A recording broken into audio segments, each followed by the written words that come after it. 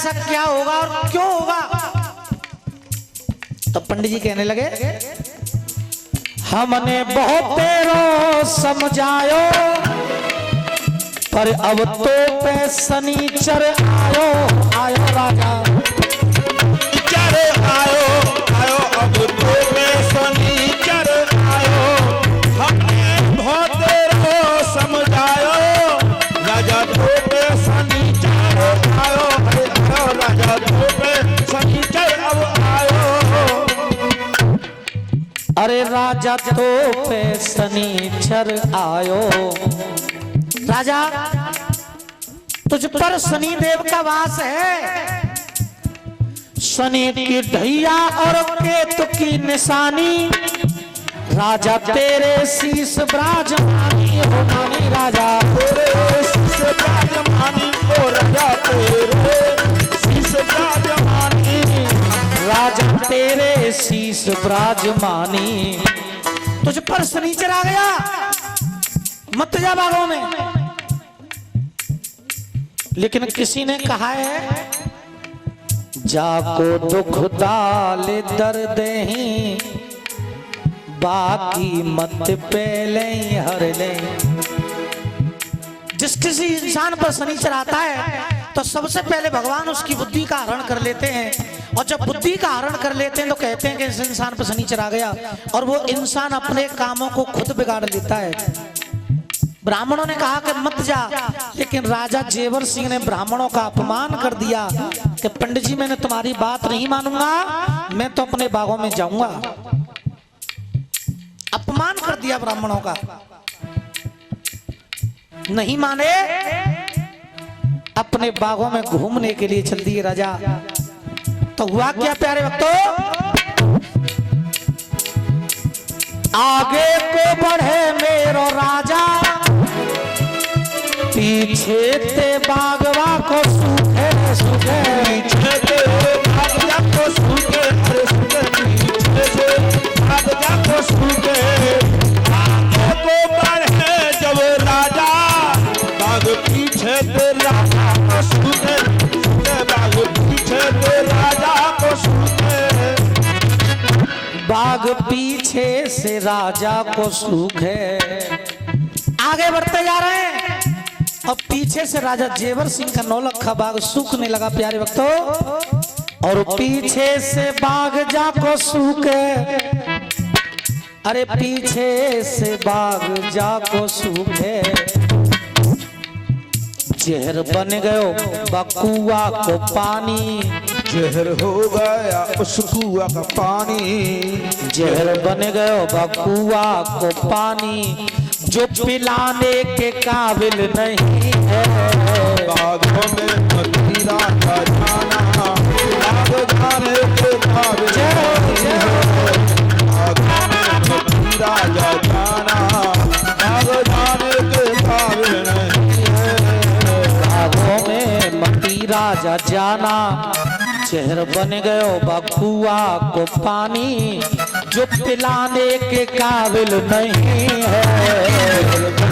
बकुआ को पानी जो पिलाने के काबिल नहीं है, बन गयो बकुआ को पानी जो पिलाने के काबिल नहीं है। तालन को सूख गयो पानी, राजा का बाग सूख गया, कुएं का पानी जहर हो गया, और जो तालाब में पानी भरा हुआ था, तालन को सूख गयो सब पानी, ठाड़ी रो रही है बाछल रानी हो रानी, ठाड़ी रोवे बाछल रानी हो रानी, ठाड़ी रोवे बाछल रानी, तालन को सूख गयो सब पानी, ठाड़ी रोवे अरे बाछल रानी, रानी ठाड़ी रोवे बाछल रानी।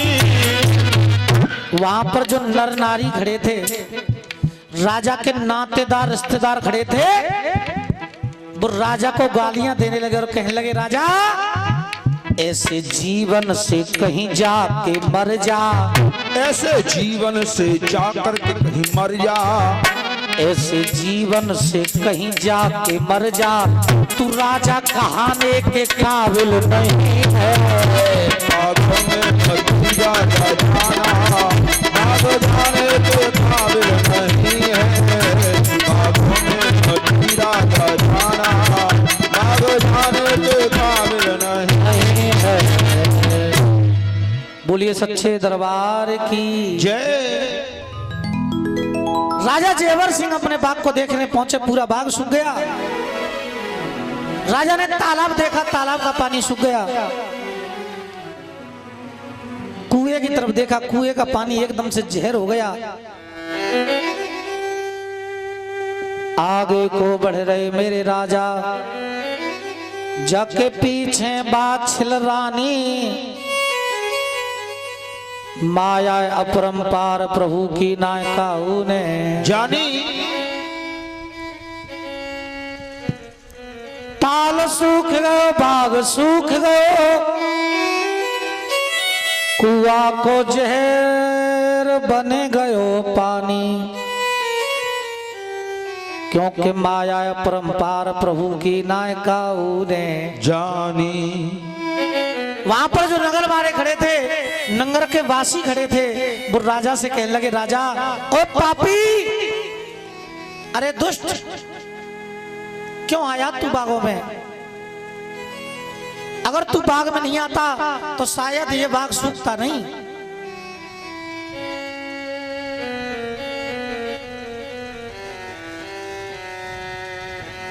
काहे कुमायो बाग में,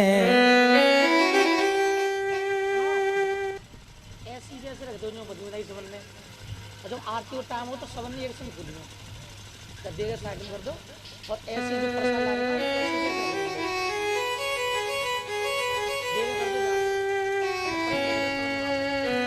काहे कुआयो बाग में, खोटा तेरा दीदार है। कुआ के पानी जहर हुए अधबरते फाटी नार है। गर्भ हो तो कोई मुख लखे, दिन भर न मिले आहार है। दोष लगाया, दोष तो राजा का जीना हुआ धिक्कार है। नगर वासियों ने राजा को गालियां दी। राजा से कहा, राजा अगर तू इस बाग में नहीं आता तो शायद ये बाग कभी सूखता नहीं। और ये तो बाग था जो तेरे देखने से सूख गया। अगर सुबह सुबह कोई पक्षी मुसाफिर तेरे मुख को देखेगा, अन्न की तो भली चले, शाम तक उसे पानी नहीं मिलेगा। नहीं मिलेगा। तो जैसा पापी इस धरती पर कोई दूसरा नहीं है। तुझे तो ऐसे जीवन से कहीं जाकर के मर जाना चाहिए।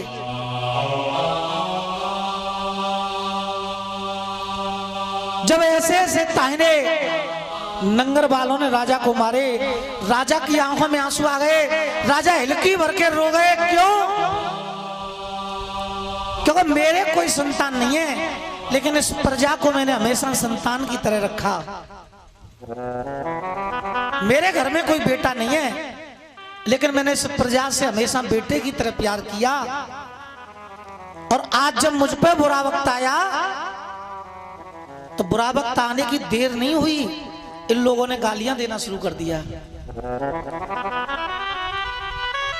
जब मेरे ही नौकर, मेरे ही गांव वाले मुझे गालियां दे रहे हैं तो ऐसे जीवन से मेरा मर जाना अच्छा है। तलवार निकारी म्यान से राजा करने लगे अपघात। और रानी बाछिल ने तुरंत राजा को पकड़ लो हाथ। राजा जेवर सिंह ने तलवार निकाली, अपनी गर्दन पर रखी, आत्महत्या करने को तैयार हो गए कि ऐसे जीवन से तो मरना अच्छा होगा। तलवार निकाल के जैसी गर्दन पर रखी, रानी बादशाह ने हाथ पकड़ लिया। ये क्या कर रहे हैं आप? कि रानी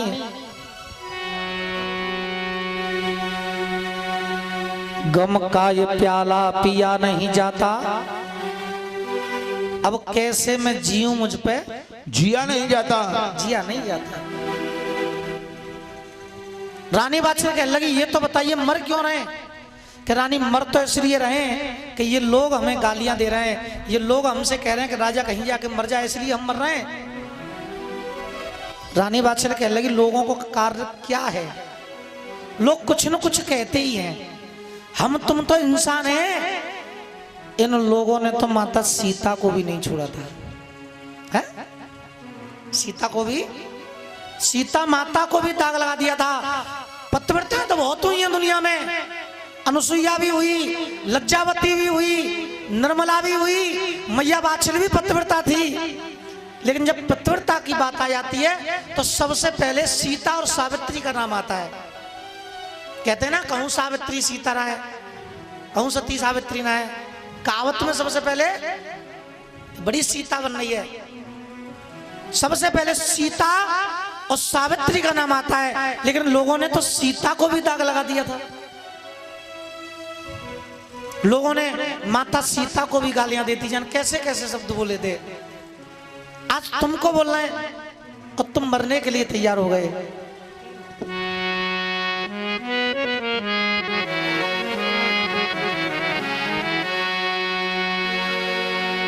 समय समय की बात है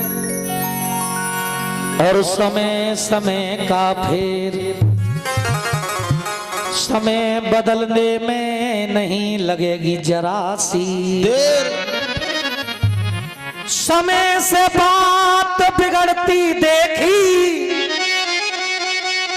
और समय से बनती बात है, और समय के आगे ना चलती इस दुनिया की औकात है। अरे जीने वालों प्रेम से जी लो और क्यों करते प्रतिघात है, और 4 दिना की चांदनी फिर बोई अंधियारी रात है। आप मरने को तैयार हो गए, केवल लोगों ने गालियां दे दी इसलिए। राजा जेवर सिंह कहने लगे, रानी मेरे जीवन में इतना बड़ा दुख आ गया कि मेरी प्रजा मुझे गालियां दे रही है। जो नौकर कभी पैर छुआ करते थे आज गालियां दे रहे हैं, इसलिए मर रहे हैं। सबसे बड़ा दुख जब होता है जब पैर छीने वाला गालियां देता है, यानी कि अपनी ही औलाद गालियां देती है, तो सबसे बड़ा दुख होता है। रानी बादशाह ने कहा, महाराज राजा तुमको ये दुख की चिंता क्यों सताती है, राजा तुमको ये दुख की चिंता क्यों सताती है, ये दुख तो अपना साथी है। राजा मेरे दुख की चिंता क्यों सताती है, दुख तो अपना साथी है। राजा मेरे दुख की चिंता क्यों सताती है, दुख तो अपना साथी है। सुख है एक छाँव ढलती, सुख है एक छाँव ढलती, जो आती है जाती है, पर सुख है एक छाँव ढलती, जो आती है जाती है, दुख तो अपना साथी है। एक दुख साथी किसे कहते हैं, जो हर वक्त साथ रहता है उसे कहते हैं साथी। सुख इंसान के हर वक्त साथ नहीं रहता, लेकिन दुख हर वक्त साथ ही रहता है, चाहे वो किसी भी बात का हो। सुख तो केवल पल भर के लिए आता है, सुख आता है फिर वहीं से दूसरे दुख की शुरुआत हो जाती है। जैसे भगवान से कुछ न कुछ मांगते ही रहते हैं हमेशा, तुम क्यों रो रहे हैं कि रानी ये लोग गालियां दे रहे हैं, हमारा देख तालाब सूख गया। तो रानी बादशाह ने कहा, ताल सूख गया तो क्या हुआ, और पानी भरवा देंगे। ताल सूख गया तो क्या हुआ, और पानी भरवा देंगे। ताल सूख गया तो क्या हुआ, और पानी भरवा देंगे। राजा ने कहा कि मेरा बाग सूख गया, तो रानी बादशाह कहने लगी, हम राजा हैं। अरे बाग सूख गया तो क्या हुआ, कल और लगवा लेंगे। अरे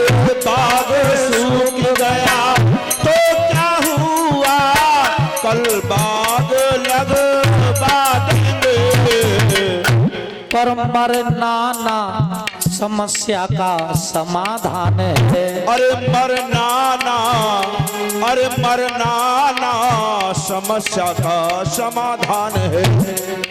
राजा जेवर सिंह कहने लगे ये तो हो जाएगा, तालाब में पानी भी भर जाएगा और बाग भी दोबारा लग जाएगा, ये दोनों काम हो जाएंगे, लेकिन लोग बदनामी कर रहे हैं, इसका क्या करोगी रानी? तो रानी बादशाह ने कहा महाराज लोग कहते हैं कि दुख बांटना चाहिए, बांटने से कम होता है। कहते हैं ना कि दुख बांटना चाहिए, बांटने से कम होता है, लेकिन रानी ने कहा कि सुख बांटना चाहिए, दुख कभी नहीं बांटना चाहिए। क्यों? अरे अपने दुख की बात किसी से कही न जाती है। अरे अपने दुख की बात किसी से कही न जाती है। अपने दुख की बात किसी से कही न जाती है। क्यों नहीं कही जाती? अगर किसी से कहो तो दुनिया हंसी उड़ाती है, ये दुख तो अपना साथी है। अरे राजा मेरे ये दुख की चिंता क्यों सताती है, दुख तो अपना साथी है। मेरे दुख की चिंता क्यों सताती है, दुख तो अपना साथी है।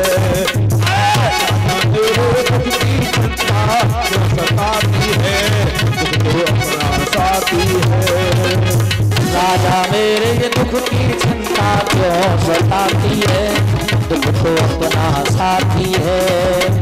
राजा मेरे दुख की चिंता क्यों सताती है, दुख तो अपना साथी है।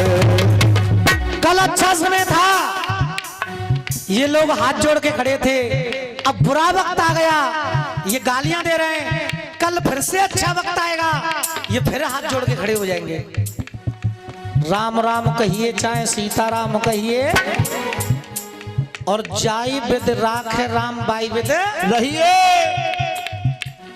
भक्तन नहीं बोल रहे हो जी कहाँ बोल रहे हैं? ऐसे बैठे हैं कि एलईडी देख रहे का। रानी ने कहा कि राम राम कहिए चाहे सीताराम कहिए, और जाई विद राखे राम बाई विद रहिए। ये सुख दुख तो आते हैं, हर इंसान के दो रिश्तेदार होते हैं, जो बिना बुलाए आते हैं, बिना कहे चले जाते हैं, वो है सुख और दुख। जो बिना बुलाए आते हैं और बिना बताए जाते हैं और जरूर आते हैं। अगर भगवान भी इंसान का जन्म लेकर के धरती पर आएंगे तो उनके जीवन में भी ये दोनों जरूर आएंगे, सुख और दुख। भगवान राम उनके जीवन में सुख दुख दोनों आए थे। कृष्ण भगवान उनके जीवन में भी सुख दुख दोनों आए थे। हम तो फिर भी इंसान हैं, सुख भी आएगा और दुख भी आएगा, तभी तो ये जीवन पूरा होगा। अगर सुख सुख में जी लिए तो जीवन नहीं है, और दुख दुख में निकल गया फिर भी जीवन नहीं है। सुख तो आता है, दुख भी आता है, दोनों आते हैं।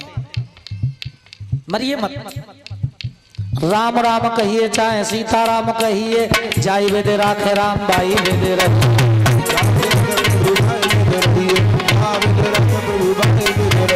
राम राम कहिए चाहे सीताराम कहिए, जाई वेदे राखे राम बाई वेदे रखिए।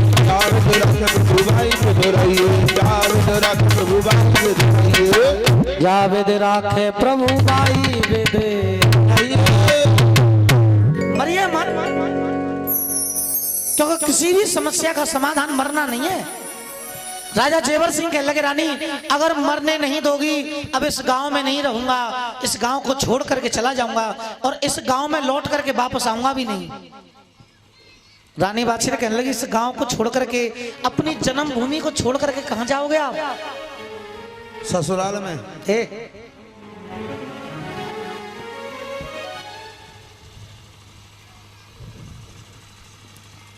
कंठी माला हाथ लेके राम नाम जपना, और प्रभु के सिवा ना कोई दुनिया में अपना। जंगल में चला जाऊंगा और जंगल में जाकर के भगवान का भजन करूंगा, क्योंकि ये जीवन मेरा बेकार हो गया। अब इस जीवन में भगवान का भजन करूंगा तो हो सकता है आने वाला जीवन सुधर जाए। रानी बादशाह ने कहा महाराज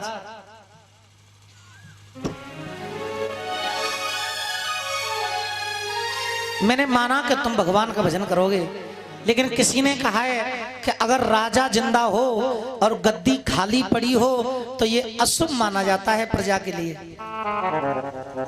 मैं कहती हूँ भगवान का भजन करने जा रहे हो, मैं रोकूंगी नहीं, क्योंकि पति अगर भजन करना चाहता है या कोई भी इंसान भजन करना चाहता है, उसे रोकने वाला बहुत बड़ा पापी माना जाता है? अगर कोई इंसान दान करने चाहता है तो रोकने वाला पापी हो गए। आप भजन करना चाहते हो, मैं रोकूंगी नहीं आपको, लेकिन मुझे इतना बता दो कि तुम्हारे जंगल जाने के बाद इस राज्य को कौन चलाएगा, इस राज्य का मालिक कौन बनेगा, इस गद्दी पर कौन बैठेगा? राजा जेवर सिंह कहने लगे, रानी राजपाट सब छोड़ के मैं रहो जंगल में जाए, मेरो भैया नेवर सिंह बोले गो राज्य चला। गोगा पुराण में बताया कि ये दो भाई थे, बड़े का नाम था जेवर सिंह और छोटे भैया का नाम था नेवर सिंह। तो राजा जेवर सिंह ने कह दिया कि मेरे जाने के बाद मेरा छोटा भाई मेरा राज्य चलाएगा, मेरा छोटा भाई मेरी गद्दी पर बैठेगा। रानी बादशाह कहने लगी, महाराज आज तो तुम कह रहे हो कि छोटा भाई राज्य चलाएगा, लेकिन साल में 2 साल में 4 साल में अगर तुम वापस लौट कर आ गए और तुमने अपने छोटे भाई से कहा कि अब राज्य वापस कर दे, क्या होगा? राज्य वापस होगा या महाभारत है? नाथ जी, राज्य वापस होगा? नहीं होगा। क्या होगा? युद्ध होगा, लड़ाई होगी। अगर राज्य देना चाहते हो तो ऐसे नहीं, एक बार अपने भाई के पास जाओ, एहसान मत रखना किसी का। तुम यहां से जंगल जाओगे, उसके बाद तुम्हारा भाई गद्दी पर बैठ जाएगा, वो तुम्हें राज्य वापस नहीं करेगा। क्यों नहीं करेगा? आने वाले वक्त में वो कह देगा कि तुम तो जा गद्दी छोड़ गए साहब, तुम तो प्रजा भूखी मरवे का छोड़ दई, हमने प्रजा संभाली। थोड़ा सा एहसान कर दो अपने भाई पे, अपने भाई के पास चले जाओ, अपने पिता के सामने सबके सामने अपने भाई को राज्य दे देना और कह देना कि मैं तो जा रहा हूं भजन करने, तू मेरे राज्य को संभालना और मेरे आने के बाद मेरा राज्य मुझे वापस कर देना। केवल इतना एहसान कर दो। आज राजा जेवर सिंह अपनी नीली घोड़ी पर सवार हो गए और अपने छोटे भैया के महलों की तरफ चल दिए। प्यारे भक्तों, लेकिन हुआ क्या? सभी भक्त बड़े ध्यान से सुनिएगा बाबा की एक था। नीली घोड़ी पे सवार भयो जब भैया के द्वार पे आयो रे, अरे जब देखो भैया ने वो भैया, जब छोटे भाई ने अपने बड़े भाई राजा को आते हुए देखा तो छोटे भाई ने क्या किया? नीली घोड़ी पे सवार भय राजा जब भैया के द्वार पे आयो रे, अरे जब देखो भैया ने राजा तो बाने फाट तुरंत लगायो रे, बाने फाट तुरंत लगायो रे। जब देखो छोटे भैया ने, जब देखो छोटे भैया ने फाट तुरंत लगायो रे, बाने फाट तुरंत लगायो रे। जब देखो छोटे भैया ने, जब देखो छोटे भैया ने लगायो रे, फाट तुरंत लगायो रे। राजा जेवर सिंह दरवाजे पर खड़े हो गए और राजा जेवर सिंह कहने लगे, भैया, ओ छोटे भैया,